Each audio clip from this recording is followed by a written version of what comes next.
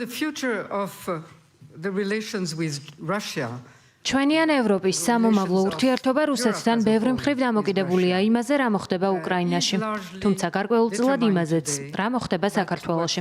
სამწუხაროდ ათწლეულებია რუსეთის მეზობლები ვართ. ღმერთმა კავკასიონი ჩვენს შორის წინაღობად აქცია, თუმცა ეს არ აღმოჩნდა საკმარისი. ბოლო 3 საუკუნენახევრის განმავლობაში რუსეთი მოქმედებდა არა როგორც პარტნიორი ან მეზობელი, არამედ როგორც დამპყრობელი, აგრესორი, ოკუპანტი და არეულობის წყარო. ჩვენ რუსებთან ურთიერთობის ნეგატიური გამოცდილება გვაქვს. განურჩევლად მათი სტატუსის იქნება და ეს საბჭოთა კავშირი, რუსეთის იმპერია თუ თანამედროვე რუსეთი, რომელიც ასევე იმპერიაა. ყველაფერი იმავენაირად სრულდება. დღეს საქართველო კვლავ საცდელ პოლიგონად რჩება. რა თქმა უნდა, მთავარი პოლიგონი კვლავ უკრაინაშია, სადაც ჩვენ ყველანი შეშფოთებულები ვართ მასშტაბური აგრესიით.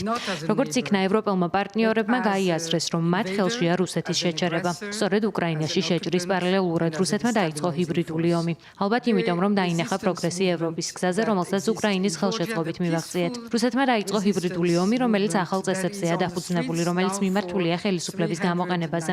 ხელისუფლებაზე, რომელიც აქამდე იყო პროევროპული. არჩეული იყო, რადგან იყო პროევროპული, რადგან შეიტანა საქართველოს კონსტიტუციაში ჩანაწერი, რომელიც ავალდებულებს ყველა ინსტიტუციას მხარი დაუჭიროს და ხელი შეუწყოს ევროატლანტიკურ ინტეგრაციას. იგივე ხელისუფლება იქცა მარიონეტად, რომელიც რუსეთის ინტერესებსა და მიზნებს წარმოადგენს. ის ერთმანეთის მიყოლებით იღებს კანონებს, რომლებსაც ჩვენ რუსულს ვუწოდებთ.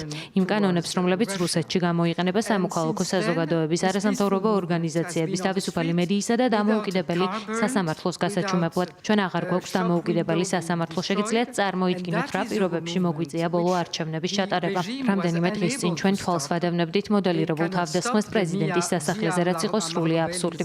ხობეები ამ თავდასხმისთვის წინასწარ იყო მზად. შემუშავებული იყო სცენარი სავარაუდოდ ოპოზიციის გარკვეული ნაწილის გამოყენებით, რომლებიც ან სათანადოდ არ იყვნენ მომზადებულნი, ან ვერ იაზრებდნენ რა ხდებოდა. ეს სცენარი დადგმული იყო მხოლოდ ერთი მიზეზით. მიზეზი კი მშვიდობიანი წინააღმდეგობის მოძრაობის დისკრედიტაცია იყო.